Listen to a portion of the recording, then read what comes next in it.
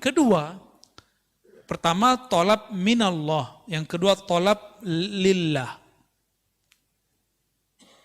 Apa tolab lillah? Kita meminta untuk Allah atau karena Allah. Nah, orang-orang seperti ini, kenapa dia kemudian mencari rasa supaya Allah itu ada? Berarti dia merasa Allah itu pernah tidak ada. Gawat nggak? Yang hilang, muncul, hilang, sadar, tidak sadar, itu kita atau Allah? Ya. Nah, ini kalau diterjemahkan, talabuka lahu, tuntutanmu terhadapnya, supaya dia ingat, supaya dia menjawab, itu karena kamu ghaibah, hatimu tidak terkoneksi kepada Allah. Maka orang sering ngomong gini kayak tadi, saya udah minta kok, saya udah doa bertahun-tahun kok, tapi kok Allah tidak jawab. Ya, berarti hatinya ketika doa tidak terkoneksi kepada Allah. Dan dalam hadis yang sahih disebutkan bahwa Nabi SAW bersabda, Innallaha la yujibu, Allah tidak menjawab. Apa yang tidak dijawab? Doa dari orang yang min qalbin ghafil, dari kolbu yang lalai. Allah enggak jawab.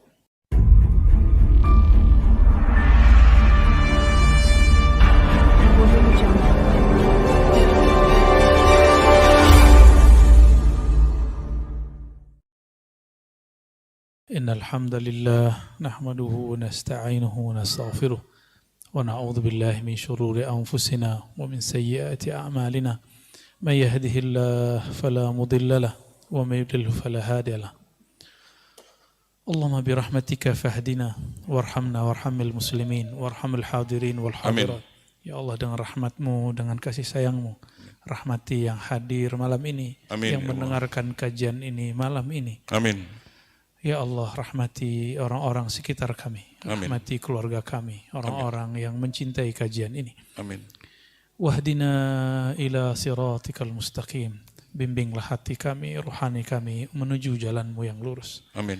Allahumma bihaqqi nabiyikal Mustafa Muhammad sallallahu alaihi wasallam. Ya Allah, dengan cinta kepada nabimu dan cinta nabimu kepada kami. Amin ya Allah. Maka jadikan kami orang yang berhak mendapatkan syafaat Nabi. Amin. Maka dengan kemuliaan kolbu Nabi Muhammad SAW, bukalah kolbu kami yang tertutup. Cahayailah kolbu kami yang sedang gelap. Amin. Berhidayalah orang-orang yang sedang tersesat. Amin. Wassalamualaikum warahmatullahi wabarakatuh. Baik sahabat-sahabat, saudara yang melakukan Allah.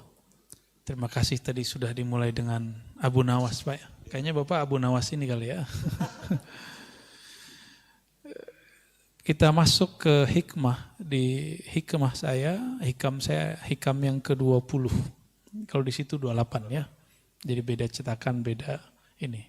Karena nomor itu bukan dari pengarang, nomor itu dari penerbit atau muhakkik editornya.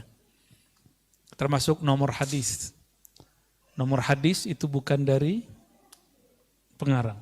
Bahkan Quran penomorannya bukan dari Allah dan Rasulnya.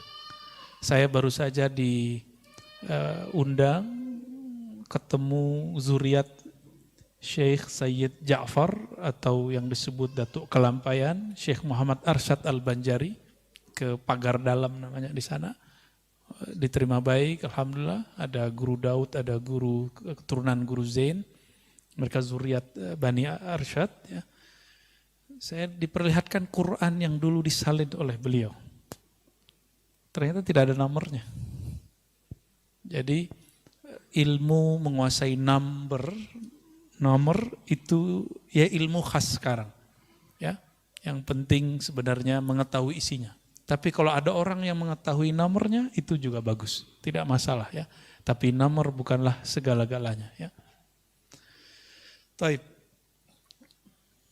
Di hikmah ke-20 saya bacakan teks Arabnya. Bismillahirrahmanirrahim. Bisanadina, dengan sanad guru-guru kita yang bersambung kepada Al-Imam Al-Arif Billah Ibn Athaillah As-Sakandari Asy-Syazili. Ma aradtu himmatu salik atau ma aradat himmatu salik ya.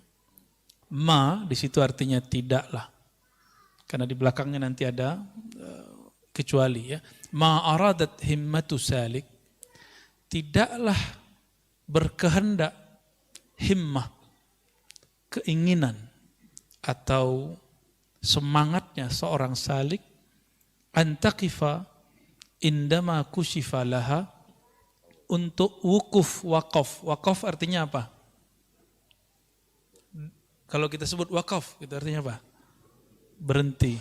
Maka harta wakaf itu harta yang diberhentikan kepada Allah.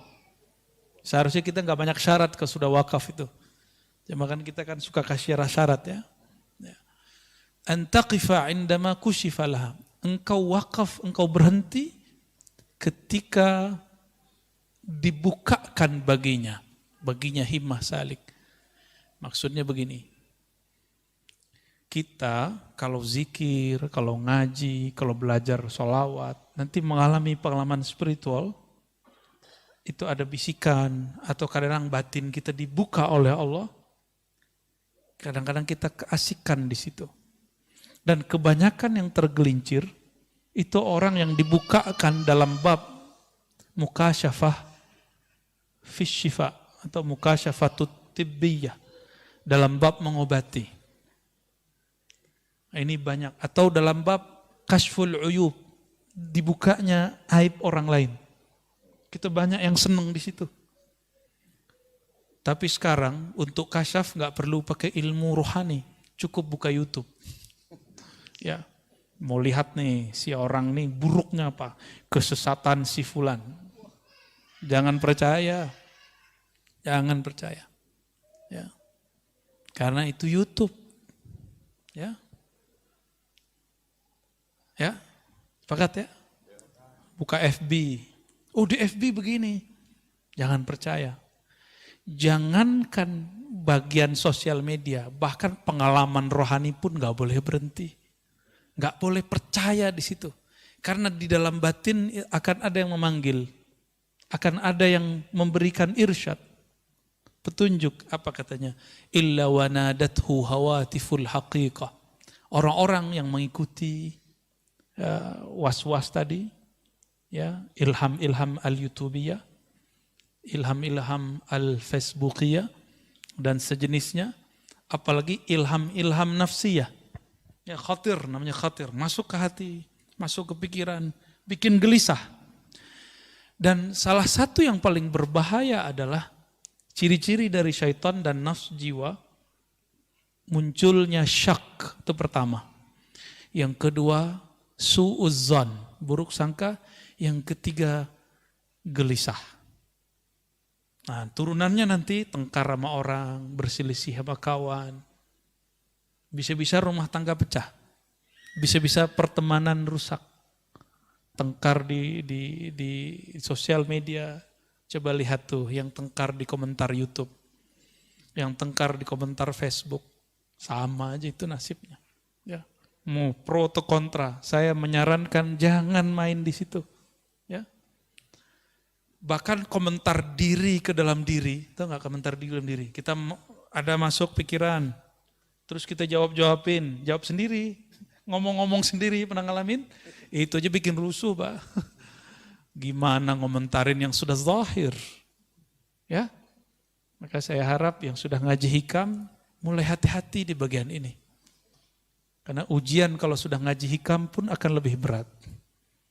Tapi benefit rohaninya juga lebih berkualitas. Orang yang diujinya tinggi, anugerahnya pun melimpah. Tapi kalau mau di bawah-bawah aja, jadi akar rumput aja ya. Nggak ada angin, paling diinjek orang. Wanadathu hawatiful haqiqah.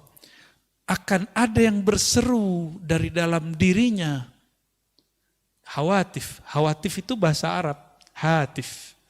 Hatif sekarang orang Arab nyebutnya itu telepon atau handphone. Akan ada suara yang masuk dari ranah hakikah. Nah, berarti ada syariat, tarekat, hakikah. Hakikah ini jurusannya masuk ke dalam kolbu. Ujungnya adalah ruh, ar-ruhani. Ya. Berarti ruh kita akan berbicara. Ketika Bapak nih ngalamin sesuatu nih, atau dapat bisikan sesuatu. Ya. Alladzi tatlub amamak. Yang akan engkau cari ada yang lebih tinggi dari itu. Bukan itu yang kamu cari. Bukan ini tujuanmu ngaji. Bukan tekar-tekar begini tujuanmu belajar tentang Islam. Bukan kemudian kamu merasa paling benar tujuannya ketika kamu belajar suatu ilmu. Ini maksud dia. Dalam hati itu akan ada bisikan, Pak, pasti begitu. Coba aja. Coba antum tengkar di sosial media, tuh panas kan itu. Sholat ke bawah, ntar balas apa ya? Lagi wudhu ke bawah, hatta lagi buang air ke bawah. Saya kan pernah ngalamin, Pak. Kalau saya kan langsung di lapangan dulu, tiktokan langsung sama orang. Dulu emang hobi kita debat. Ya. Tapi ketika dapat hadis Sunan Ibnu Majah mengenai bahaya berdebat, saya kemudian diberi saran oleh mursyid-mursyid saya, hindari perdebatan. Ya, hindari perdebatan. Meskipun kita merasa diri kita benar. Kan benar itu kita merasa aja, belum tentu juga benar. Benar gak? Antum komentar-komentar kan merasa benar. Belum tentu juga benar. Sahih? Al-haqqu min rabbika, kebenaran mutlak hanya milik Allah Subhanahu wa taala. Ini yang kita pegang. Ayatnya sampai lebih dari sekali itu Allah berbicara begitu. Al-haqqu min rabbika. Al-haq, kebenaran mutlak hanya milik Allah. Itulah al-haq, itu turunannya hakikah. Ya, turunannya hakikah. Merasa benar beda dengan kebenaran itu sendiri. Ya. Oh, ini dalilnya. Tidak semua orang yang berdalil, pemahaman dalilnya benar. Karena dalil dan pemahaman itu dua hal yang berbeda. Masih ingat yang ngebom di Bali, itu pakai dalil nggak? Ya, itu Samudra punya dia, karena namanya Imam Samudra. Serius, Pak? Itu Imam Samudra pakai dalil dia. Semoga Allah mengampuninya. Ya. Maksud dia mungkin benar, dia berjuang untuk agama Allah. Tapi kenapa dia ngebom orang yang belum kenal Allah? Yang dibom non-muslim. Masih mending tuh, Indonesia masih mending. Ya. Mungkin sudah ada beberapa yang ngebom sesama muslim. Di tempat lain, di negara lain, orang-orang yang membuat kajian-kajian keislaman, maulid Nabi, itu dibom. Ya, dibom. Maka perangkat-perangkat negara kita itu PR-nya besar sekali. Saya bukan PNS, bukan ASN, bukan tentara, bukan polisi. Saya santri. Ya. Maka yang kita lakukan adalah amal-amal santri, ngaji kitab. Ya. Jika mereka ngurusnya nangkep-nangkep, nah itu urusan mereka itu. Atau apapun, kita ngurusnya memperbaiki dari dalam. Karena ini kesalahan kami juga. Kenapa membiarkan umat seperti ini? Ya. Maka kita nggak salahkan mereka juga. Ya. Kita nggak benci sama Imam Samudra, walaupun Samudra milik dia. Kita nggak benci juga sama yang mirip namanya sama saya itu ya, Amrozi. Ya. Nggak ada bencian. Kita justru sedih. Kok ada ya orang mau beragama, ujungnya seperti itu. Ya. Dan kita nggak benci kepada orang yang benci kepada kita. Ah, ini kata kuncinya. Ya, kita nggak perlu benci kepada orang yang benci kepada kita. Nggak usah capek-capek, Pak. Benci sama saudara, benci sama tetangga, lelah nggak? Benci sama orang banyak, capek nggak? Capek. Jadi orang-orang yang paling lelah di dunia ini orang yang benci. Karena kalau sudah benci, keluarlah hasad, iri, dengki. At'abun nas fid dunya al-hasid. Orang yang paling lelah di dunia ini orang yang dalam dirinya ada kebencian sehingga dia iri dengki. Jadi kita nggak usah benci sama orang. Wal mubghid, dan orang yang suka marah-marah. Marah di mana aja ya. Maka kita minta ampun kepada Allah jika kita pernah marah tidak pada tempatnya, ya. Emang saya nggak pernah marah, saya pernah marah juga, Pak. Dulu hobi saya marah, ini santri saya yang sering saya marah-marah ini dulu ya. Dulu berapa kali kena berdiri? Sering ya, tuh sering dulu. Alladzi tatlub amamak. Jadi di dalam diri kita, qalbu akan berkalam. Hei, yang kamu cari bukan ini, bukan tengkar-tengkar begini, bukan ilham-ilham begini. Kalau yang dapat kemampuan mengobati, kamu boleh mengobati orang. Tapi tujuanmu bukan ini. Maka dia seperlunya. Ya. Orang-orang yang kemudian kasyaf melihat aib, kebaca nih si batin orang. Bukan untuk itu. Nanti batinnya akan ngomong, tujuanmu bukan untuk mengetahui kualitas batin orang. Ya. Hal itu hanya boleh untuk seorang mursyid. Jadi hanya mursyid yang boleh dikasyafkan tentang kualitas batin seseorang. Tapi kebanyakan mursyid gak mau juga. Karena mursyid takut jika dia mengetahui aib orang lain. Ini saya udah banyak ketemu mursyid-mursyid ahli kasyaf, itu gak ada yang suka. Minta diangkat itu. Ya Allah angkat ini. Dan rata-rata mursyid saya, mazhabnya mazhab husnuzon. Apa artinya? Alirannya berbaik sangka, jarang yang berburuk sangka. Wala tabarrajat zawahirul mukawwanat illa nadathu haqa'iquha. Tidaklah silau zawahir penampakan mukawwanat alam. Alam itu ada alam yang zahir, ada alam yang batin. Alam pikiran termasuk ilmunya, Bapak faham sesuatu itu udah alam. Alam pemahaman namanya. Apalagi merasakan suatu pengalaman zikir. Ya. Pengalaman zikir, ada macam-macam Pak. Ada teman kita yang waktu zikir dia nggak ngerasa badannya ada. Ada yang zikir udah berkali-kali nggak ngerasa apa-apa juga ada. Ini ujian. Ketika si temannya bercerita, saya kalau zikir terasa begini. Temannya bingung, lah dia bisa ngerasa gitu, kenapa aku enggak? Ini ujian buat dia. Apakah dia zikir nanti ingin merasakan itu? Atau dia zikir ingin mendapatkan ridha Allah Subhanahu wa ta'ala. Atas dasar itulah masyayikh kita memberikan satu doa kalau mau zikir.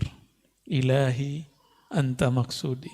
Ya Rabb, hanya engkau tujuanku, bukan pengalaman-pengalaman batin itu. Tapi bertemu engkau yang maha batin. Merasa dipandang oleh engkau yang maha batin. Itulah tujuanku. Jadi batin-batin yang lain gak penting Pak, udah ketemu Allah. Ya. Kalau antum sudah bersama pemilik yang zahir dan batin, masih butuh gak itu? Gak perlu. Maka pengalaman-pengalaman itu simpen aja lah. Ya. Ini banyak yang mengalami sesuatu, gak udah saya ceritain ke orang dah. Ya. Hatta gak usah ceritain ke saya lah. Ya. Saya juga punya pengalaman rohani dan saya gak banyak ceritain ke orang kok. Tapi yang penting-penting saya ceritakan. Untuk apa? Untuk tarbiyah. Bukan untuk apa-apa juga. Ya. Simpan aja, tulis sendiri, jadikan diary. Diary pengalaman rohani. Nanti kalau sudah berapa lama antum dikasih petunjuk oleh Allah. Mana yang dari setan, mana yang dah halu. Ada yang halu loh Pak. Ya. Serius ada yang halu. Namun kalau orang sudah mengerti bab ini, dia akan tahu ya, secepatnya, nggak lama. Ya. Nah, di sini kita harus hati-hati. Apa bisikan yang di dalam hati ketika kita kasyaf, ketika kita melihat sesuatu?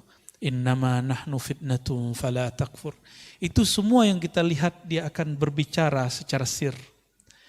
Kami yang engkau lihat ini, kami yang engkau alami ini, kami yang engkau peroleh ini hanyalah ujian. Fala takfur, jangan kufur nikmat. Jangan kufur nikmat. Ya, banyak yang kufur nikmat di situ. Ya. Maka di sini beliau mengatakan di syarahnya wa ghammid aynaik an dzalik wa la taltafit ilaih wa dum ala sulukika wa sayrik. Udah pejemin aja matanya, enggak usah pandang itu, ya. Thariqah saya ngaji, ta'lim wa ta'allum. Al-ilm. Jadi thariqatuna thariqatul ilmi wa ta'allumi wa ta'lim. Tiga itu. Thariqat saya, thariqah ngaji.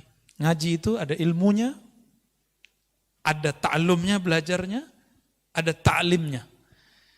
Nah, berarti ada maklumnya, ada yang dipelajari. Maka kemana-mana kita sering bawa kitab. Ini bukan gagah-gagahan. Tapi kita nggak mau ngulangin hal-hal yang nggak perlu diulang. Dan saya ingin berbagi kepada masyarakat, terutama yang minat kepada kajian keislaman, apa yang kami baca di pesantren minimal Bapak Ibu juga dengar. Dan asik ya, walaupun gak bisa baca kitab, gimana, senang gak? Ya, merasa disihir gak? Karena udah ada yang bilang saya menyihir. Ya. Alhamdulillah, sejak kapan saya belajar sihir Pak? Ya.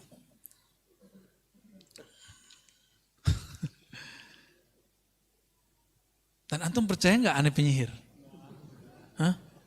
Percaya nggak? Mana ada penyihir sholawatan gitu? Percaya nggak kalau saya liberal? Mana ada orang liberal ngajar kitab Aqidatul Awam? Nggak ada. Mana ada orang liberal, orang plural ngajar, ya ngajar kitab Tohawi, ya gimana sarungan? Ya, nggak ada. Itu potong-potongan dan mereka tidak mengerti kata-kata kunci bahwa kita berbicara bab namanya ontologis. Kalau teologis itu akidah. Saya nggak pernah satu detik pun keluar dari akidah Ahlus Sunnah wal Jamaah. Ya, tidak pernah kita keluar. Kalau mazhab fikih kan kita bisa berselancar Pak. Di dalam mazhab Syafi'i itu sudah banyak kaul-kaul yang bisa kita pakai. Ya. Jadi antum percaya nggak aneh liberal? Percaya nggak saya mengajarkan nyembah Nabi Isa? Nah, itu kan video yang dipotong kan? Antum percaya nggak saya mengajarkan menyembah siapa saja? Berarti antum telah sampai wusul kepada Allah. Kan nggak ada. Kita menjelaskan dalam bab rohani tidak ada kata benar salah. Dalam bab rohani sempurna tidak sempurna. Sempurna itu al-Muhammadi, Nabi Muhammad sallallahu alaihi wasallam. Selain itu tidak sempurna. Makanya ketika ada kajian kita yang dipotong salah satunya, saya pernah menjelaskan satu ayat, surah Ar-Ra'd ayat 15, ingat saya. Ya, sujud kepada Allah apapun yang di langit dan di bumi. Ya. Apa kata Sidi Syekh Ahmad Tijani dan imam-imam yang lain? Apapun yang di bumi, apapun yang di langit, semuanya sedang menyembah Allah. Walaupun zahirnya dia menyembah selain Allah. Itu kalam beliau. Itu bab namanya bab ontologis, bukan bab teologis. Kalau bahasa kitanya bukan bab akidah, itu bab wujud. Adakah wujud di alam ini selain wujud yang hakikinya dari Allah Subhanahu wa Ta'ala? Enggak ada. Ya. Giliran kita saudaraan begitu, mereka enggak berani serang Syekh Ahmad Tijani, tapi berang serang Ar-Razi. Ya. Karena takut juga dia ya. Gimana? Antum percaya nggak aneh ngajarin nyembah Nabi Isa? Itu kan kekonyolan yang diilmiah-ilmiahkan ya.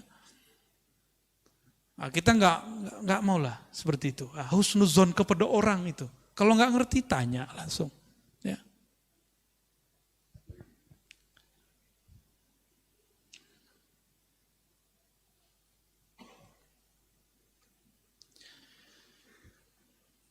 Was-was itu ada dua, satu dari dalam diri, satu dari luar diri. Yang dari luar diri ini ada syaitan bertubuh manusia, syayatinul insi.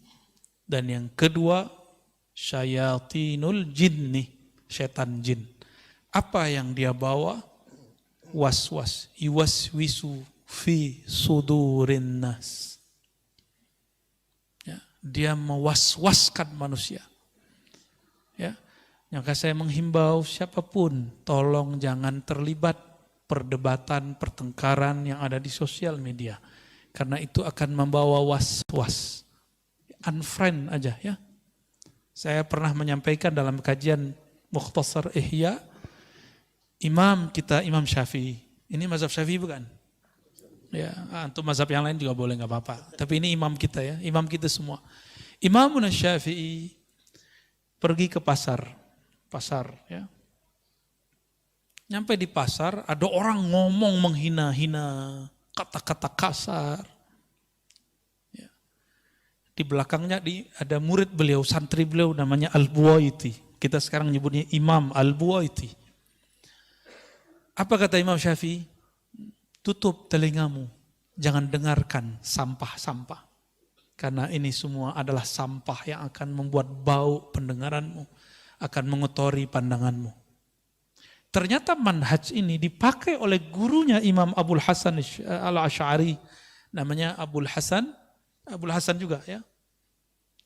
Imam Abul Hasan yang ini, beliau mengatakan ketika 3 muridnya datang, apa kata beliau Abul Hasan ini? Kalian tidak usah memandang wajahku. Jadi belajarnya di belakang tirai.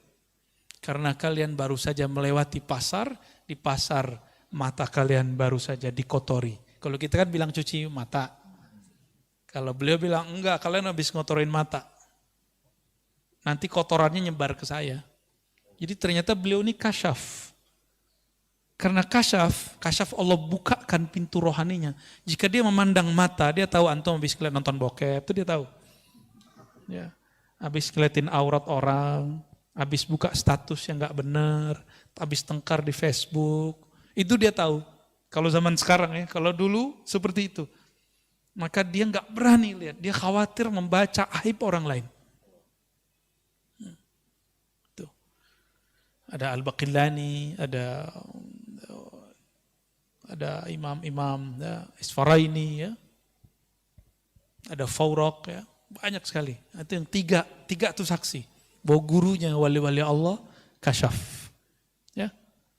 Nah ini kasyaf ini terjadi di beliau dan Allah tidak angkat. Karena Allah tidak angkat maka dia tutup. Dia lebih baik tidak melihat mata seseorang. Coba kalau kita buka atu-atu kan gawat Pak. Ya. Di mata saya juga udah banyak maksiat ya.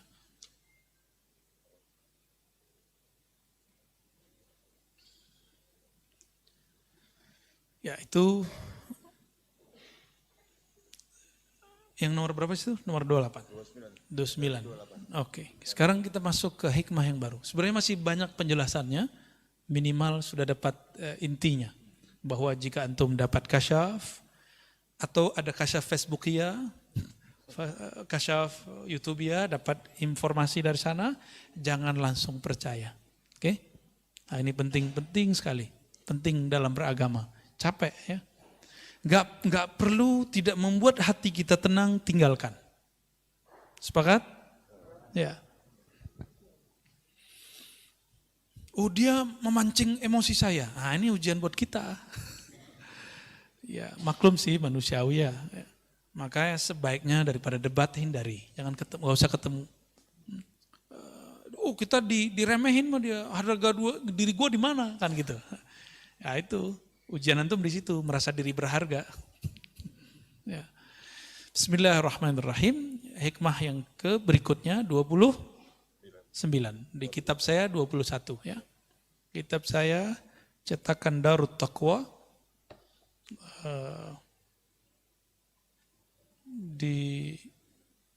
ditahqiq oleh Syekh Syurfawi, ya ini masih muda, Syekh Anas Syurfawi. Beliau juga ahli akidah, juga sufi. Masih muda, umurannya di atas saya dikit. Ahli hadis. Ya, ahli hadis juga, ahli akidah. Pernah di Indonesia beberapa lama. Semoga beliau dirahmati oleh Allah Subhanahu wa taala. Talabuka minhu ittihamun lahu wa talabuka lahu ghaibatun minka anhu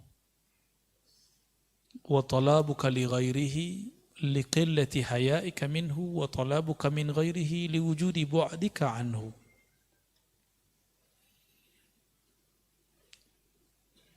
Ada 4 jenis orang meminta.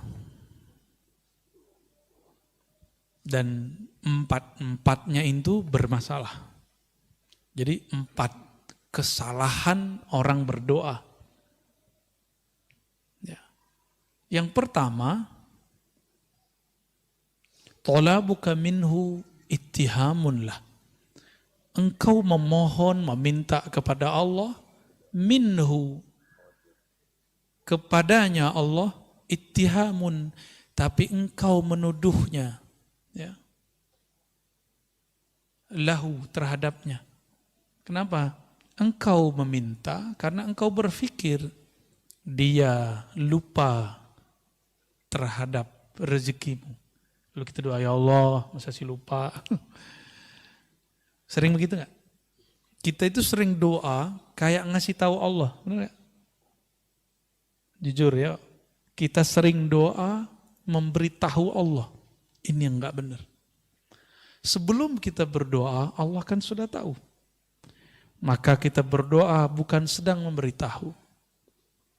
Kalau kita sedang memberitahu, kita telah menuduhnya bahwa dia sebelum kita doa tidak punya pengetahuan.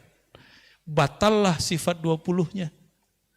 Dalam akidah Ahlussunnah, Allah bersifat ilmun alim, punya ilmu. Ilmunya tidak didahului oleh khabar dan sebab atau kejadian. Ada 3, sabar, khabar, berita atau kejadian. Kalau ilmu saya itu didahului dengan itu. Sabab itu bisa jadi ngaji, saya belajar dulu, khabar dikhabari orang, atau kejadian hadisatun. Terjadi dulu baru faham, ya nggak, benar nggak? Kita husnuzon nih sama seseorang, ternyata maksud dia nggak baik. Ya, dan itu sering, Pak, sering. Ya, saya nggak tahu dan saya berdoa untuk nggak perlu tahu isi hati antum yang hadir ini. Saya husnuzon saja. Mungkin ada yang niatnya tulus, ada yang niatnya coba dulu kalau asik dengerin, terusin kalau enggak. Ada yang pengen cari bahan untuk dipotong-potong, terserah antum ya. Allah tidak pernah tidur dan Allah lebih dahulu tahu. Sebenarnya sisi kisah dikasih tahu, cuma nggak boleh aneh kasih tahu. Di antara wajah-wajahnya kan kelihatannya. Itu wajah nggak bohong, Pak. Mata itu bisa berbicara seperti Imam Abul Hasan tadi. Bisa ngomong dia. Atau hati-hati aja ketemu dengan orang-orang yang kolbunya selalu dekat dengan Allah Subhanahu wa ta'ala. Ya. Maksudnya bukan saya ya. Kalau mas saya terserah antum lah ya. Wa talabuka.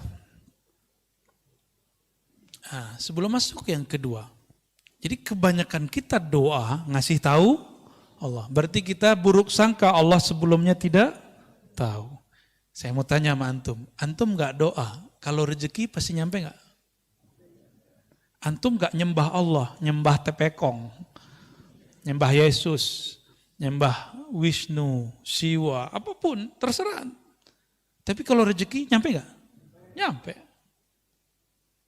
Jadi jangan heran kalau ada di Indonesia, apa istilahnya 9 naga, lebih kaya. Ya wajar, mereka rajin nyari kok. Kita kan ngomeng doang, ngemeng ya. Kita cuma bisa komentar, oh 9 naga. Kita nggak mau seperti mereka mencari. Alasannya zuhud. Ya. Islam itu 2 rukunnya itu mesti pakai duit, Pak, pakai harta. Syahadat aman, ya, penting air putih beres. Sholat, ya uduk beres lah.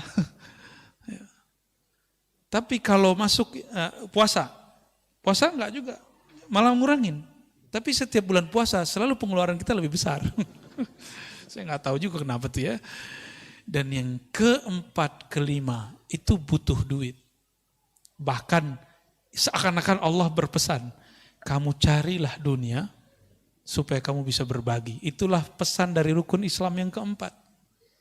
Ya, berzakat, benar nggak? Coba antum kalau nggak nyari duit gimana? Bisa berbagi nggak?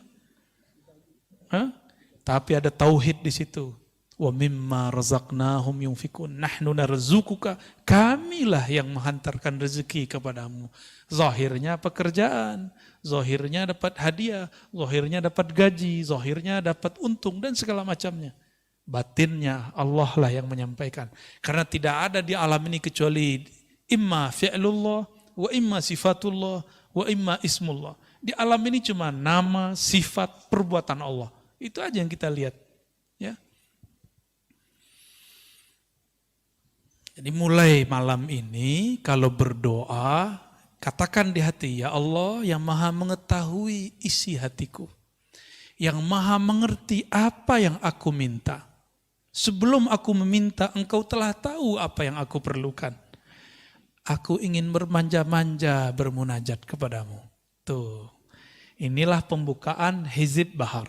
Allahumma ya Allah, ya Alim, ya Azim, ya Halim, Anta Rabbi wa ilmuka hasbi, fa ni'mal Rabbu Rabbi wa ni'mal hasbu hasbi. Terjemahan bebasnya kayak tadi Pak. Itu teks Arabnya begitu, tapi terjemahan bebasnya kayak tadi. Ya. Saya sudah lama doa Tat, belum dikabulkan. Nah, berarti antum nuduh Allah nggak denger atau nuduh Allah lupa, kayak proposal aja.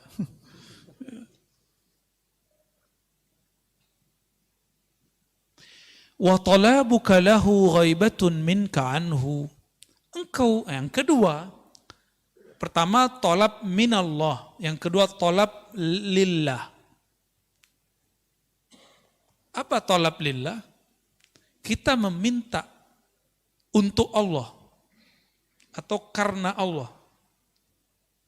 Nah, orang-orang seperti ini, kenapa dia kemudian mencari rasa supaya Allah itu ada? Berarti dia merasa Allah itu pernah tidak ada. Gawat nggak? Yang hilang, muncul, hilang, sadar, tidak sadar itu kita atau Allah? Ya. Nah, ini kalau diterjemahkan talabuka lahu, tuntutanmu terhadapnya supaya dia ingat, supaya dia menjawab, itu karena kamu ghaibah, hatimu tidak terkoneksi kepada Allah. Maka orang sering ngomong gini kayak tadi, saya udah minta kok, saya udah doa bertahun-tahun kok, tapi kok Allah tidak jawab. Ya, berarti hatinya ketika doa tidak terkoneksi kepada Allah. Dan dalam hadis yang sahih disebutkan bahwa Nabi SAW bersabda, Innallaha la yujibu, Allah tidak menjawab.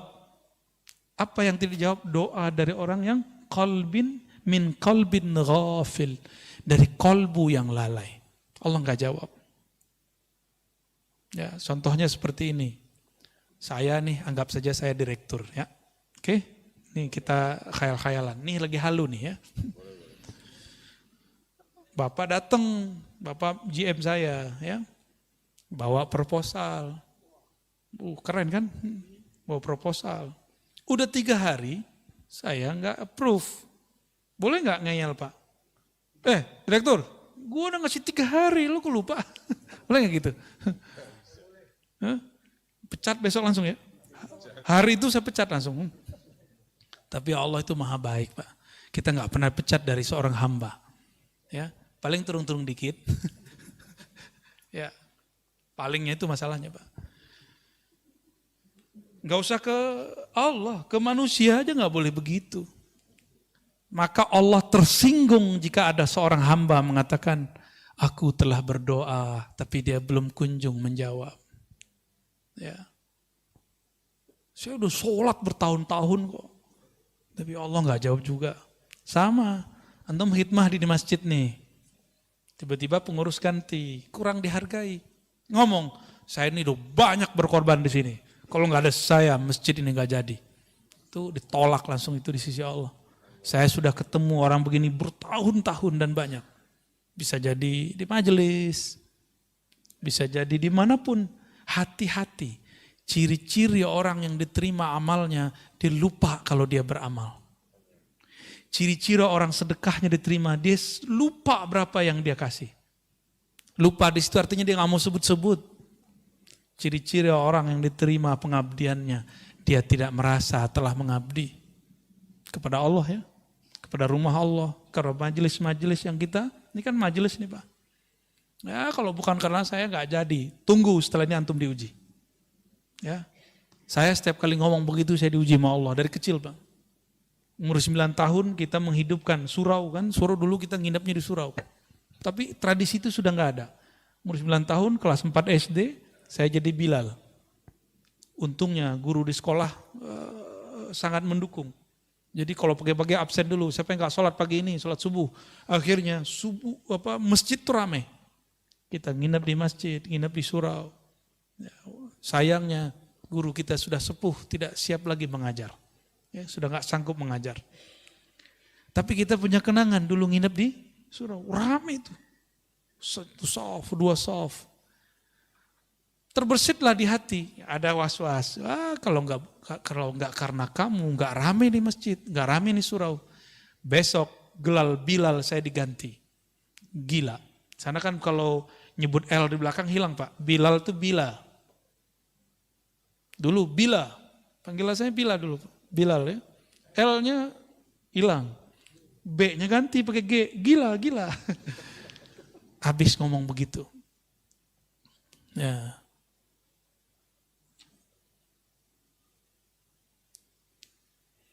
Yang ketiga, talabuka li ghairihi. Engkau menuntut, memohon pertolongan kepada selainnya. Perlu digarisbawahi, tawassul bukanlah memohon kepada selain Allah. Tawassul itu hanya meminta kepada Allah. Terus kenapa perlu menyebut nama guru-guru? Karena Imam Abul Hasan Asy-Syadzili, sebagaimana dikutip oleh Imam Al-Buni, Al-Ismul A'zam, nama Allah yang agung itu banyak. Salah satunya, ada gudangnya. Siapakah gudangnya? Gudangnya adalah waliyun min awliyaillah. Wali-wali Allah subhanahu wa ta'ala. Wali-wali Allah itu, hati-hati kalamnya itu, dia berkalam itu dengan kolbunya. Jika dia berdoa, doanya terdengar sampai ke langit sana. Ya. Kenapa? Karena dia berdoa, nafasnya selalu ingat kepada Allah subhanahu wa ta'ala. Ya. Yang paling dekat kepada Allah kan ruh kita. Dan ruh itu terhubung erat dengan nafas. Terhubung erat dengan nafas ini. Maka ada namanya zikir anfas. Zikir nafas ya. Saya baru saja mendapatkan ijazah Thariqah Aidurusiyah ya, dari salah satu guru kita. Dan di situ ada zikir anfasnya. Ada zikir anfasnya, zikir nafas. Sebagaimana di Thariqat Samaniyah ada Naqsyabandiyah, ada Syadziliyah, dan Thariqat lain ada. Ya. Jadi kita bertawassul bukan meminta kepada selain Allah, hanya meminta kepada Allah. Ya. Oh, tawasul cuma boleh kepada orang yang hidup dan hadir, Ustaz. Kan gitu kata orang. Apa jawabannya? Di hadis Imam Tirmizi tidak disebutkan hidup dan hadir. Nabi cuma mengajarkan, Allahumma inni atawajjahu bika, inni atawajjahu ilaika binabiyyika, nabiyir rahmah, ya Muhammad, inni atawajjahu bika ila rabbi, fashfa' fiyya. Atau fashfa' faqdi hajatinya. Ya Allah, aku memohon kepada Engkau dengan kemuliaan Nabi-Mu, Nabi Rahmah. Wahai Nabi Muhammad sallallahu alaihi wasallam, aku bertawassul kepadamu, berwasilah, bermediasi denganmu dalam memohon kepada Allah. Mohonnya ke siapa? Ke Allah. Tapi nyebut nama Nabi Muhammad karena Nabi Muhammad di dalam dirinya ada gudang nur asma Allah Subhanahu wa ta'ala. Dan itu diwariskan kepada ulama. Ulama-ulama ini menyimpan di dalam rohaninya cahaya-cahaya nama Allah Subhanahu wa ta'ala. Saya boleh sampaikan, qalbul awliya, qulubul awliya, khazainu asma'illahi ta'ala. Qalbunya para wali-wali Allah adalah perbendaharaan nama-nama Allah Subhanahu wa ta'ala. Kalau dulu Imam Ghazali dalam kitab Ihya beliau mengatakan dadanya para ulama adalah kuburnya ma'rifat dan asrar. Kubur itu diziarahi enggak? Diziarahi enggak? Imam Ghazali ini ngomong, antum kalau enggak percaya yang pertama, yang Ghazali aja deh yang dipercaya. Kalau aneh kan ngomong, kolbunya para aulia adalah kumpulan gudang nama-nama Allah Subhanahu wa ta'ala. Sedangkan Imam Ghazali lebih dahsyat lagi, beliau berkata, apa kalamnya? Sudurul ulama kuburul ma'arif, kuburul ma'rifah wal asrar. Dada para ulama adalah kuburan daripada ilmu ma'rifat dan rahasia. Itu sebabnya ulama dikunjungi. Ya, itu sebabnya ulama dikunjungi. Ya, saya pun senang ziarah ke ulama. Kalau ke saya nggak usah dulu lah, ngaji-ngaji aja. Gak usah soan-soan dulu lah, belum pantas ya. Belum pantas aneh disoan-soanin ya. Mau berkunjung, belum pantas, masih ada guru-guru sepuh, kiai-kiai senior, kepada beliau lebih aula, lebih utama kita berkunjung. Ya, kalau perlu saya temenin berkunjung ke mereka. Kebetulan lagi pas waktunya ya. Insya Allah ya. Mau ziarah nanti ya. Ziarah bareng-bareng kita mau. Insya Allah. Nah, kenceng. Semoga COVID-nya nggak bekerja banyak ya. Ini karena mau libur sengaja ya, jangan terlalu euforia. Siapa tahu nanti ada virus baru. Nah, itu maksud dari pemimpin kita. Ya, ini udah nggak pada pakai ini nih. Ya, ini rahasia kita aja ya.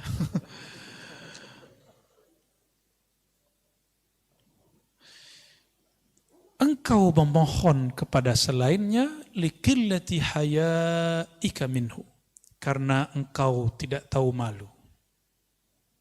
Enggak tahu malu, udah tahu semuanya dikasih oleh Allah. Udah tahu bahwa satu helai rambut pun Allah yang menumbuhkan. Sudah sadar bahwa kita ini baiknya karena Allah yang membaikkan. Masih aja minta kepada selain Allah. Biasanya meminta kepada selain Allah ini terjadi pada orang kepepet. Jadi ilmu kepepet ini ada baik ada buruknya. Kalau waktu kita mahasiswa kepepet malam ini langsung jadi itu skripsi. Ya. Tapi kepepet, nah ini biasanya kan yang kepepet itu orang sakit. Kalau sakit datang ke dukun tuh. Dukun ya tahu deh ya. Dia kan minta ke Allah juga sebenarnya, cuma kan antum dia disuruh syirik. Tapi ingat ada orang yang dituduh dukun, dia bukan dukun. Nah, itu disebut uskun, ustadz, tapi dituduh dukun. Ya, ahli ruqyah, itu dia enggak syirik. Ya, yang teman-teman ruqyah itu saya tidak menentang praktek itu, saya cuma ingin mengingatkan jangan asik di situ, gitu aja. Ruqyah kan salah satu yang dibolehkan Nabi Muhammad Sallallahu Alaihi Wasallam. Jadi kita nggak masalah, tapi jangan halu, ya, berbahaya. Masa percaya sama orang lagi kesurupan? Saya paling merasa aneh jika ada orang mentasdik, mempercayai omongan orang kesurupan. Orang kesurupan antum percaya? Makanya ada video orang ngambil kaligrafi nama Ashabul Kahf. Di tengahnya ada kitmir. Ya. Gitu kan. Nah, saya ada di sini karena itu.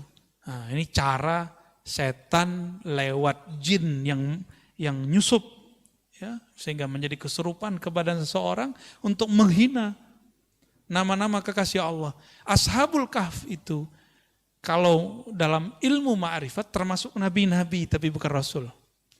Karena sebelum Nabi Muhammad SAW, nah wali itu nabi. Sebelum Nabi Muhammad, semua wali-wali Allah yang dapat nubuat ya, dapat kabar ilham itu pasti wali. Kecuali orang-orang soleh ya. Ada wali-wali yang khusus lah. Kalau wali amnya nggak masuk.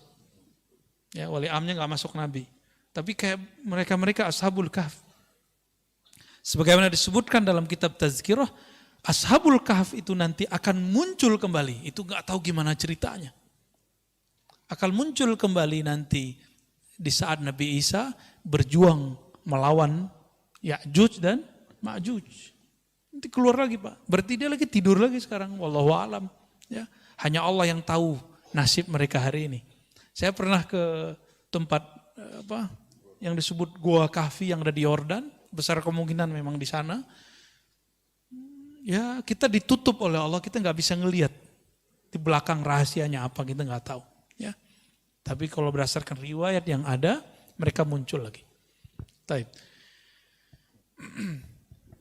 Ada kepepet kedua, orang yang sudah mentok biasanya jabatannya, posisinya, biasanya ini pejabat-pejabat nih hati-hati, ya pejabat-pejabat. Nggak tahu, kelas menteri mungkinnya dia ada. Cari backup. Cari backup ke siapa? Ya, direktur-direktur yang udah kesohor tuh ya, udah mentok dia, udah bingung. Nah, cari backup. Mau cari backup ulama, terjebaknya kepada dukun yang berbaju ulama. Ada ulama dituduh dukun, nggak dideketin. Ada dukun berbaju ulama dideketin. Oh, ini banyak terjadi. Ya, udah banyak. Saya agak sedih melihat fenomena ini. Ya. Kalau mereka menghebat, mereka aja jadi direktur ya. Mereka aja jadi orang hebat. Kenapa mereka kemudian kita mintai? Jangan marah ya. Yang praktek jangan marah. Ya, kita harus edukasi masyarakat lah. Ya. Wirid-wiridnya sudah ada semua kok Pak di Instagram, di YouTube. Wirid supaya narik rezeki. Ada semua. Wirid untuk jabatan naik. Ada semua, antum mau ngamalin nggak? Ya, itu aja sebenarnya. Tapi ada cara paling ringkes. Puasa Daud, sedekah, udah beres. Karena sebaik-baik karir Nabi Daud. Nabi Daud itu karirnya terbaik. Apa rahasianya? Rahasianya apa coba? Puasa Daud ya. Ya namanya puasa Daud, Nabi Daud yang puasa. Dulu di awal Allah mencipta Sayyidina Adam. Nabi Adam dikasih unjuk takdir semua keturunannya, termasuk saya duduk malam ini di sini dan antum hadir malam ini. Nabi Adam sudah dikasih unjuk. Nabi Adam tahu. Ya, maka Nabi Adam tersenyum kalau ngelihat kita ngaji. Alhamdulillah. Nabi Adam melihat di antara takdir itu ada yang unik. Yang unik apakah itu? Nabi Daud ahli pandai besi. Dia akan bisa menciptakan senjata-senjata yang hebat. Tapi umurnya tidak cukup. Umurnya barangkali cuma sampai umur 60-70. Anggaplah 70. Dia mati, meninggal. Akhirnya Nabi Adam mengatakan seandainya, ini wahyu ke dalam hatinya. Jadi wahyu itu ada macam-macam juga, ada yang sudah di Lauh Mahfuz, ada yang langsung ke dalam ruhnya para nabi. Ini tingkatan-tingkatan wahyu Pak. Yang sudah sampai, jadi Allah berkalam ke Lauh Mahfuz, itu babnya kudrat iradat, kita sebut takdir. Ada yang masuk ke dalam ruhani para nabi dan para wali. Nah ini namanya bukan takdir, namanya rahmah. Ya. Karena aras itu adalah tempat Allah mengejawantahkan rahmatnya. Disebutlah Ar-Rahman alal arsy istawa. Terhadap araslah Allah meratakan, melimpahkan rahmatnya. Aras itu di atas langit. Antara langit dan aras ada takdir, Lauh Mahfuz. Berarti hukum aras lebih tinggi daripada hukum Lauh Mahfuz. Seperti, mohon maaf, kolonel, atau kalau di polisi apa namanya? Kombes punya suatu kebijakan. Terus ada atensi dari jenderalnya, jenderal bintang 1. Berubah nggak dia? Berubah. Di dunia aja begitu, gimana di langit enggak? Ini kan cuma imitasi yang di sana. Yang ada di alam ini adalah imitasi. Apa arti imitasi? Ya, tiruan yang di sana, yang hakiki yang di sana. Nah, langsung hukum arsyah, hukum rahmat yang disebutkan di dalam Al-Quran. Ya, bahwa rahmat Allah mendahului ghadabnya. Di hadis qudsi juga disebutkan begitu. Rahmat Allah mendahului murkanya. Dalam sebuah lafaz ada kalimat di hadis qudsi misalnya, inna rahmati sabaqat ghadabi. Sesungguhnya rahmatku mengalahkan, mendahului ghadabku. Ghadab itu hukum Lauh Mahfuz. Murka. Sedangkan rahmat hukum arsyiyah. Berarti ada ilmunya kan? Ini bukan buatan Ar-Razi. Bukan akidah baru. Ada dalilnya semua. Kita nggak mungkin keluar kalam sesuatu tanpa ada dalil. Ya, nggak mungkin ya. Saya membawa bid'ah kalau mengatakan itu.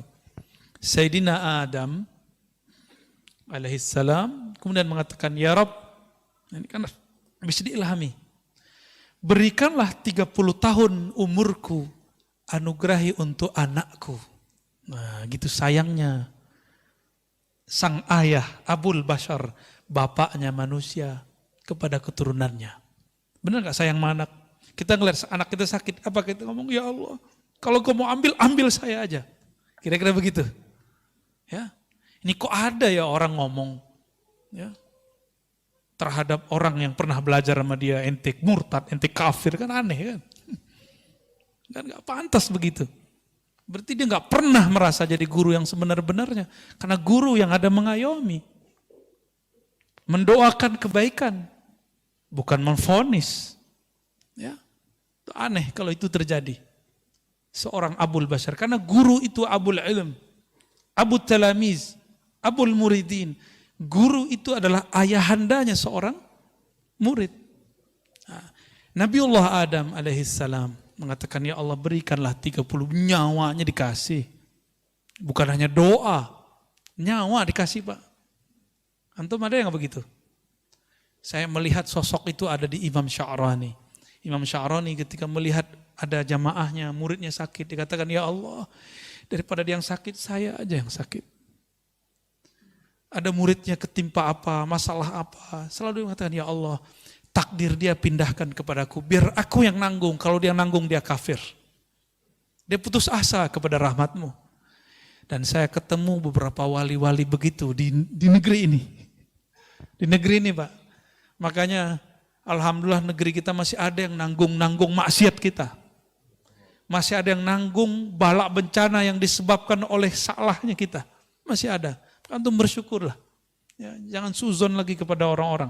Ya, tidak ada orang dimasyhurkan sebagai wali kecuali Allah mengizinkan dia memang seorang wali. Ya, walaupun nanti ada yang menentangnya.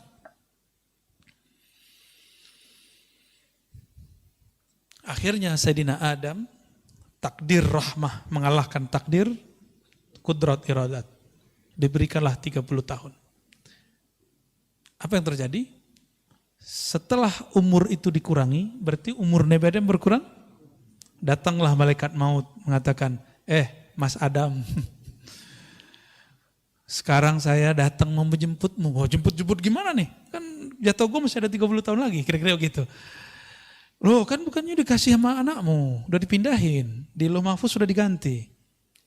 Oh nggak bisa, saya lupa, nggak ada saya ngomong begitu. Itulah awal nisyan ya waqa'a ala Sayyidina Adam. Awal kelupaan terjadi pada Nabi Adam. Atas dasar itulah kata Nabi Muhammad SAW, keturunan Nabi Adam pasti akan lupa. Lupa sama Allah, lupa sama Rasulullah, lupa sama anak bini ya. Lupa, emang dari sono. Mau gimana lagi? Hukum rahmah terjadi lagi. Nabi Adam ini kan posisinya lebih tinggi dari malaikat maut. Ya Allah, saya lupa. Menurut saya masih ada 30 tahun lagi. Ya udah, 30 tahun lagi Nabi Adam hidup. Malaikat maut pensiun dini. Diundur. Ya udah, gua ngalah deh. Mundur malaikat maut. Ya, lucu juga Pak. Jadi ada semacam negosiasi juga di alam sana. Ya. Menarik nggak cerita begitu? Dongeng apa lagi nih Arazi? Hadisnya sahih kok, cuma saya ceritakan dengan bahasa kita malam ini, itu aja bedanya, ya.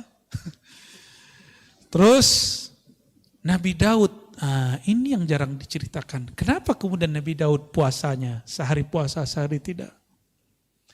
Itu asrarnya ada rahasianya. Untuk menebus hukum rahmah itu, as-saumu li, puasa itu milikku. Milikku ini hukum rahmah. Maka cara Sayyidina Daud untuk berterima kasih kepada Allah, berterima kasih kepada Nabi Adam, dia berpuasa, puasa Daud. Jadi antum kalau mau ada yang diniatkan ya untuk memperpanjang sesuatu, nah ini kita buka aja rahasianya ya. Ingin mendapatkan sesuatu, ya sifatnya duniawi atau ukhrawi, bahkan makom kewalian. Puasa Daud. Ya, tapi niatnya saya sarankan supaya enggak kena kitab ini. Ya Allah, aku niat puasa Daud karena Engkau saja. Kalau jabatanku dinaikin ya alhamdulillah. Rezekiku dan cara ini alhamdulillah. Yang penting aku karena engkau.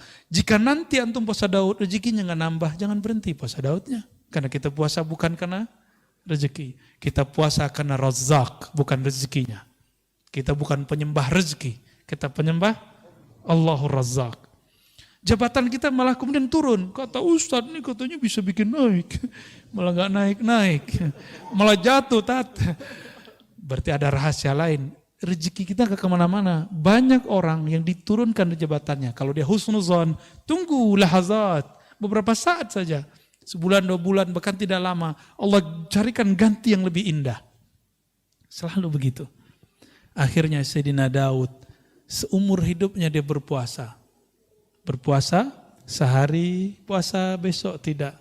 Untuk kompensasi hukum rahmah. Hukum rahmah. Hukum rahmah, hukum kasih sayang. Ya, supaya tanda terima kasihnya nyambung kepada Allah SWT. Ya, sudah pernah dengar masalah ini sebelumnya? Ya, udah kali ya. Kentaran ini dituduh bid'ah lagi. Wa talabuhu min ghairihi. Talabuka, engkau meminta, yang keempat, engkau meminta kepada selainnya.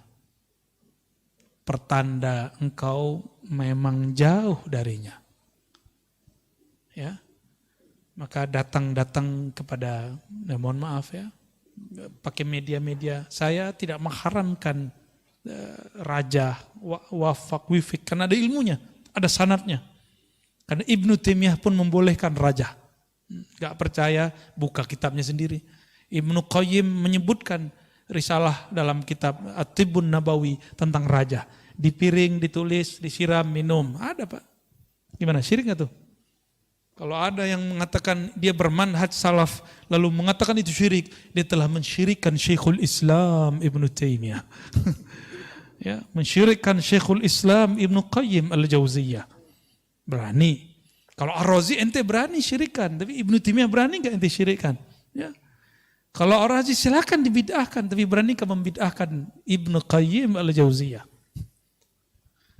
Gak berani mereka. Ya, beraninya sama kita doang. Ya.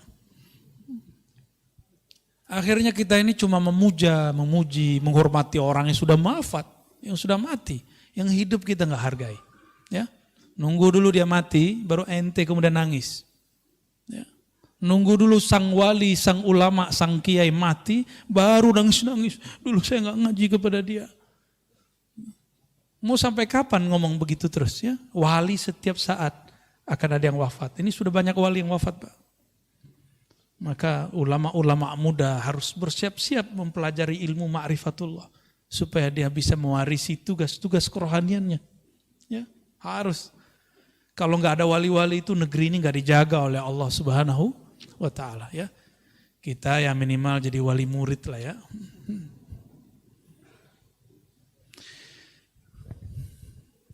Kenapa orang gelisah? Tahu kenapa orang gelisah? Karena jauh dari Allah Subhanahu. Tapi Allah pernah jauh nggak dari manusia? Allah nggak pernah jauh. Berarti jauh itu ada pada rasa dan pengetahuan. Karena pengetahuannya tidak ada tentang Allah, maka rasanya tidak dekat kepada Allah. Pengetahuan itu bahasa Arabnya ma'rifah. Kumpulannya disebut ilmu. Ya. Jika diamalkan muncullah rasa. Jadi apa yang disebut rasa? Zauq. Zauq itu adalah natijatul amal bil ilm. Buah dari mengamalkan satu ilmu muncullah rasa. Sudah tahu solawat itu wajib. Bahkan sebelum ada hukum solawat sudah wajib. Ya kan kita dipotong juga tuh sama orang. Suek juga tuh orang ya. Apa jadi potong? Kita mengatakan bahwa solawat itu lebih wajib daripada solat. Maksudnya sebelum ada solat diwajibkan kepada manusia, Allah sudah bersolawat. Allah itu qadim. Itu makna dan disebutkan di kitab ini juga ya. Allah itu qadim. Dan Allah dengan kekodimannya. Qadim itu maha terdahulu, maha awal, bahkan tidak berawal. Belum ada langit, belum ada bumi, belum ada aras, belum ada surga, belum ada neraka, belum ada. Salat ente belum ada. Belum ada, zakat kita belum ada. Allah sudah bersalawat, innallaha malaikatahu yusalluna 'alan nabi. Sesungguhnya Allah telah bersalawat ya.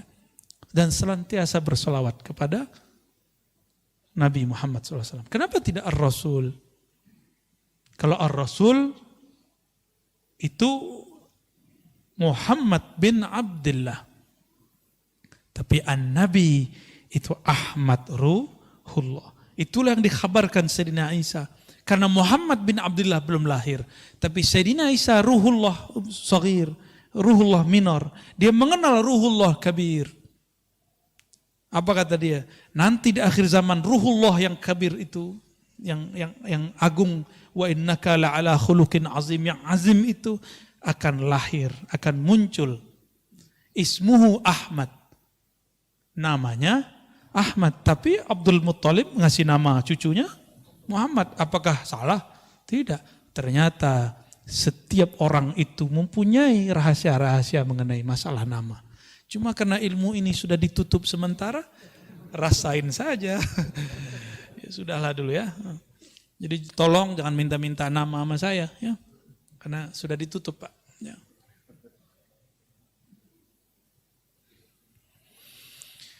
Kalau udah kenal sama Allah, kalau kenal seseorang, udah kenal nih, orang tua kenal sama anaknya.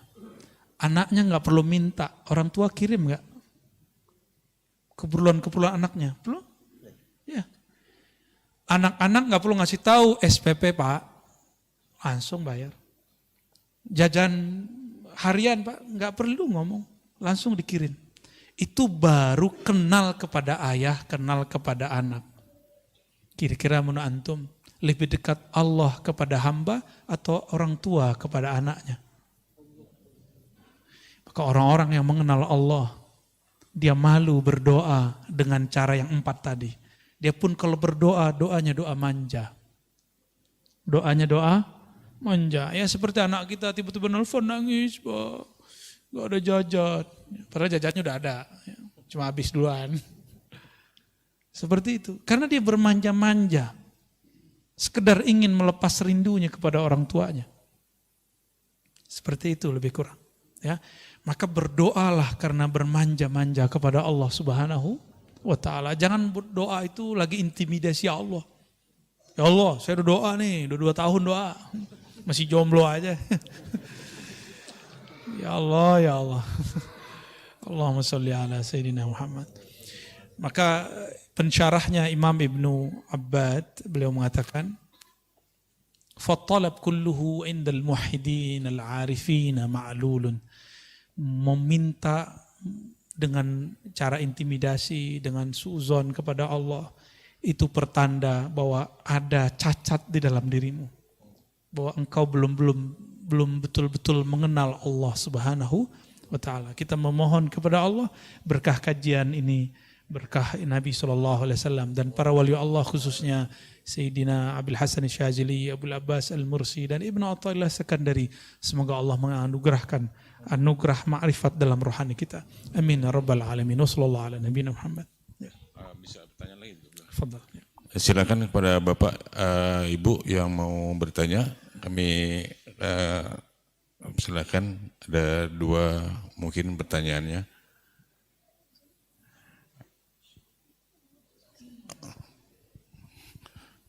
Dari sebelah kanan dulu Pak ya, di depan.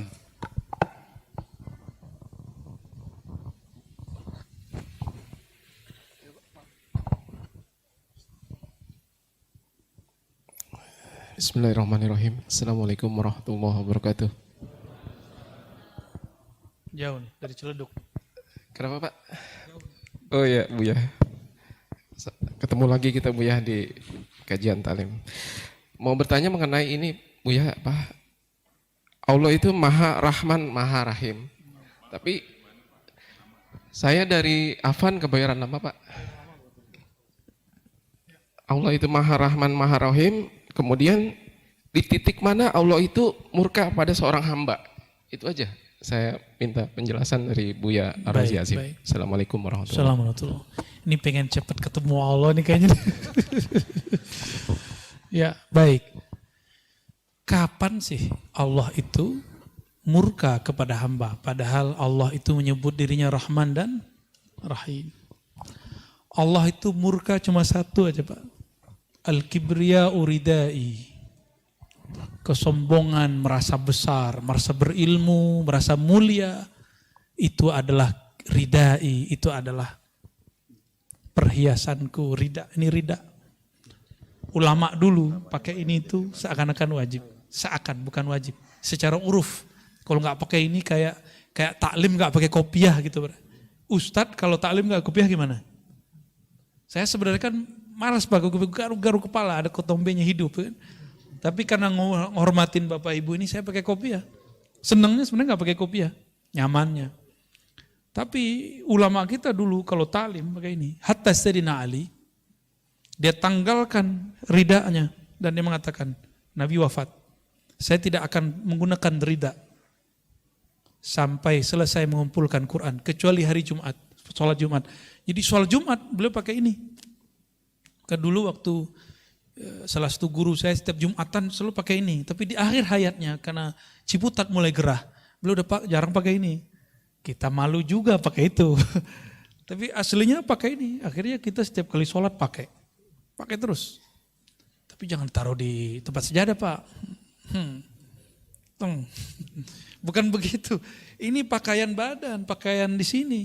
Maka saya menyarankan kalau kajian hikam, silakan ya dibeli, ya dipakai di sini. Ya siapa tahu nanti jadi kayak anak panti kan. Semua yang ngaji pakai ini. Bukan Pak, ini serius. Ini sunnah, ya sunnah adab. Ya. Kapan Allah murka? Ketika perhiasan-perhiasannya kita ambil. Apakah perhiasannya Allah? Itulah 7 sifat ma'ani. Kudrat, iradat, ilmun, hayat, sama, basar, kalam. Kudrah, kekuasaan, kemampuan. Hati-hati orang-orang yang sekarang mempunyai kemampuan. Baik dia umara ataupun ulama. Jangan pernah merasa ente sendiri yang buat begitu. Tapi Allah lah yang mau nitipkan itu semua. Pimpinan pesantren, hati-hati. Pimpinan thariqah, pimpinan majelis. Kudrat iradat yang Allah berikan itu. Termasuk kepada wali. Wali doa, tembus. Berarti dia fana dalam kudrat iradat Allah. Karena orang yang asik dengan 2 nama ini, doanya akan makbul. Ini rahasia para ulama kenapa doanya makbul. Karena dia mengerti kudrat dan iradat. Ya. Ini saya dapat kisah dari murid-murid Abagurus Kumpul. Abagurus Kumpul itu hobi nembak Pak. Hobi nembak, sampingnya tentara. Mau nembak burung. Tentaranya suruh nembak, gak kena-kena. Gak mati dong. Nah, beliau nembak, kena, mati. Ditanya sama si tentara ini, rahasianya apa Abah Guru? Jawaban beliau, ente lihat dulu dia kapan dia lupa mengingat Allah. Kan bingung ente tuh. Kapan sih burung lupa mengingat Allah? Itu masyhur di kalangan murid-murid beliau tentang itu. Nah itu kasyafnya beliau tuh. Tahu dia kapan si burung lupa ingat Allah. Karena memang rumusnya binatang itu dia tidak dicabut nyawanya kecuali dia lupa mengingat Allah Subhanahu wa taala. Jadi kena nggak kena sebenarnya nunggu aja tuh udah lupa atau belum. Ya, kira-kira seperti itu. Nah, kudrat iradat saya, ilmu yang saya dapat, itu kan ilmunya Allah semua. Bapak nih sukses, ilmu apa aja loh Pak ya, bukan ilmu agama aja. Ilmu ngurus sesuatu, lawyer dengan ilmu pengacaranya, ilmu hukumnya, ya, hakim dengan ilmu kehakimannya, pemerintah dengan ilmu politiknya, semuanya. Ulama dengan ilmu keagamaannya sama aja. Nah ini contoh saya merasa saya yang berilmu. Kalau nggak sama gue nggak jadi. Tuh dulu murid gue tuh, kalau nggak sama gue nggak jadi dia tuh. Ya kalau ada yang begitu Pak, lewat sudah. Itu bukan ilmu dia. Dan dia bukanlah orang yang membuat si murid jadi. Apa buktinya? Saya punya murid di satu kelas. Dari 40 murid, kenapa cuma 5 orang yang jadi? Padahal jamnya sama, tempatnya sama, kitabnya sama, gurunya sama, ocehannya sama, tugasnya sama, ujiannya sama. Karena memang Allah pilih, ini Allah kasih, ini Allah enggak Allah kasih. Gitu ya. Ya. Maka caranya supaya tidak dimurkai Allah, jangan anggap yang 7 itu Allah pinjamkan kepada kita. Ya. Ilmu, hayat, hidup, sama, memandang, mendengar, kalam, berkalam. Semua itu pinjaman dari Allah. Inilah yang disebut amanah. Jadi apakah yang diamanahkan Allah? Inilah perhiasan-perhiasannya. Jangan pernah merasa ini milik kita. Siapa yang mengakuisisi milik Allah, maka Allah murka kepadanya. Dulu iblis Azazil ingin mengakuisisi kolbu manusia. Kolbu itu kan tempat Allah memandang. Yanzuru ila kulubikum. Allah memandang ke dalam kolbu. Itu bahasa hadis. Kalau bahasa ma'rifatnya, Allah bersemayam ke dalam kolbu hamba. Bukan berarti Allah menempati kolbu, bukan. Bersemayam di situ istiwa. Memandang dengan rahmatnya. Meliputinya. Kan istiwa artinya, bersemayam itu artinya meliputi.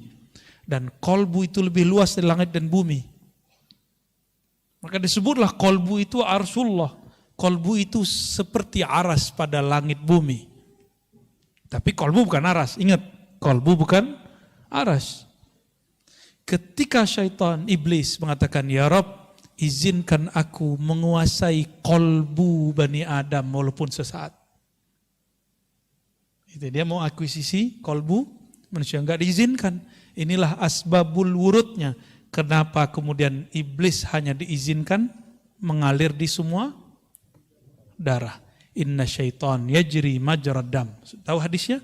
Sesungguhnya syaitan mengalir di setiap pembuluh darah, tapi tidak diizinkan masuk ke dalam kolbu. Dia cuma bisa ngirim pesan was-was. Makanya orang kalau was-was, jantungnya berdebar, nggak nyaman aja. Nah, kalau itu terjadi, baca ta'awuz, lalu syahadat. Nih, ingat-ingat pertama ta'awuz, a'udzubillahiminasyaitonirrajim. Aku berlindung kepada Allah dari syaitan yang rajim, yang memberi was-was. Lalu syahadat, asyhadu an la ilaha illallah. Kalau hafal, baca surah Al-Hadid ayat 3 7 kali. Huwal awwalu wal akhiru wal zahiru wal batinu wa huwa bikulli syai'in alim. Dipahami maknanya. Dialah yang maha awal, semuanya bersumber darinya. Dialah maha akhir, semuanya abadi, semua yang dari Allah abadi. Selain Allah tidak ada yang abadi. Ya. Dialah yang zahir, dialah yang batin, dan dia maha mengetahui segala sesuatu. Hatta was-was ini Allah sudah tahu. Baru kita kemudian Fatihah, tawassul kepada Rasulullah SAW, lalu kita bersolawat. Insya Allah was-wasnya hilang. Di bawah zikir, Pak. Lalu zikir di kolbunya. Zikir apa yang antum tahu? La ilaha Allah, la ilaha illallah. Banyakin la ilaha Allahnya. Insya Allah dalam hitungan detik, was-was akan hilang. Perasaan gak nyamannya langsung gak hilang. Insya Allah ya. Ada lagi? Oke. Assalamualaikum warahmatullahi wabarakatuh. Warahmatullahi wabarakatuh. Perkenalkan, saya Edi dari Joglo. Joglo. Ya, Joglo. Kirain Jonggol, Pak. Joglo, Kembangan ya maksudnya. Oke, baik. Ini Ustadz, ini sebenarnya menyangkut pikiran saya gitu ya. Maksudnya, saya mengikuti kajian Buya itu 1 tahun terakhir lah. Itu termasuk kayak belajar ya tarekat, saya belajar memahami. Nah itu saya mengalami sesuatu yang memang aneh sebenarnya ini. Ketidaktenangan itu saya mulai tahu ketika saya memikirkan mengenai kisah iblis, Adam dan Hawa. Kemudian Allah Subhanahu wa ta'ala. Saya pertanyaan gini, Adam dan Hawa itu terusir dari surga karena iblis. Kemudian memakan buah guldi. Nah, pertanyaan di sini adalah bahwa itu pikiran saya yang membuat saya tidak tenang, terus terang. Jadi gini. Apa pertanyaannya? Apakah buah guldi yang dimakan Adam dan Hawa itu diambil dari pohon zakum? Nah, itu pikiran saya itu mengganggu pohon zakum. Oke, baik. Yang membuat Adam Hawa itu terbakar. Itu oke, iblis berusaha untuk membakar Adam dan Hawa kemudian dia turun dari surga. Baik. Cuma itu Sudah. aja sih membuat biar ini menyangkut hubungannya dengan itu pohon yang ada di neraka. Ingat, zakum itu pohon yang ada di neraka. Jadi di neraka ada pohon, Pak.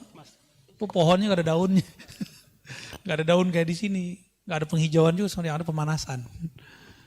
Zakum bukan pohon surgawi. Adapun syajaratul khuld bukan buah khuldi.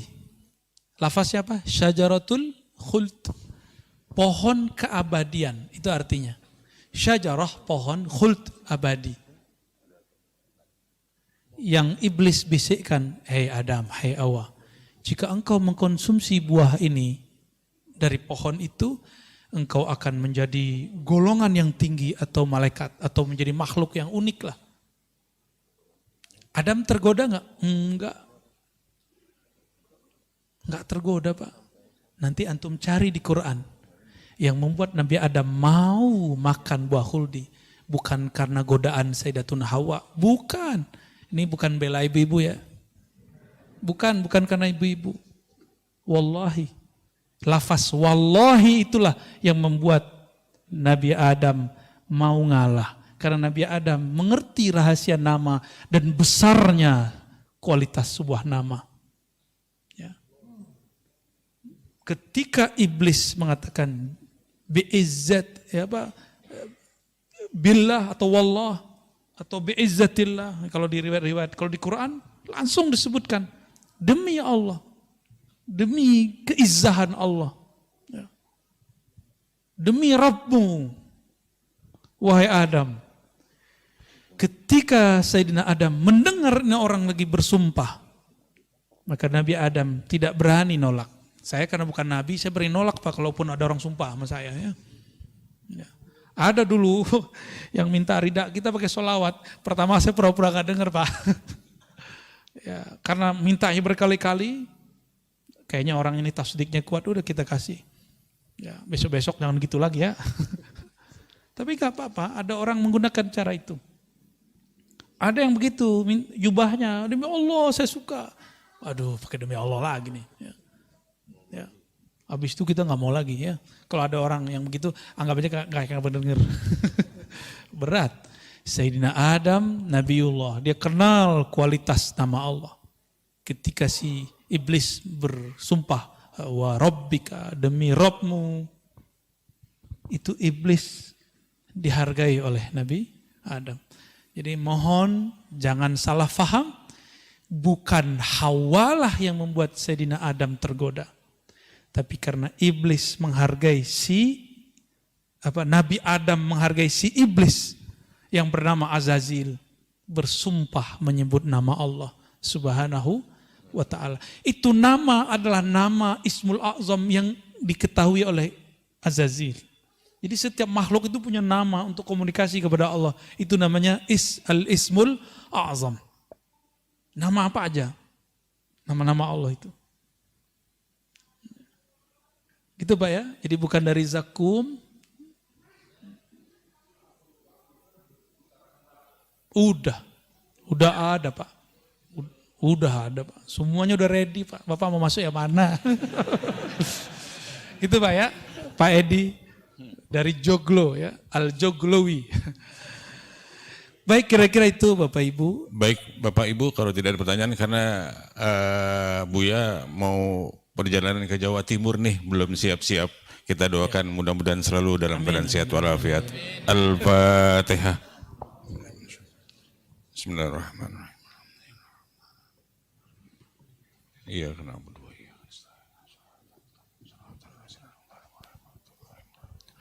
Baik Bapak Ibu yang melakukan Allah, terima kasih.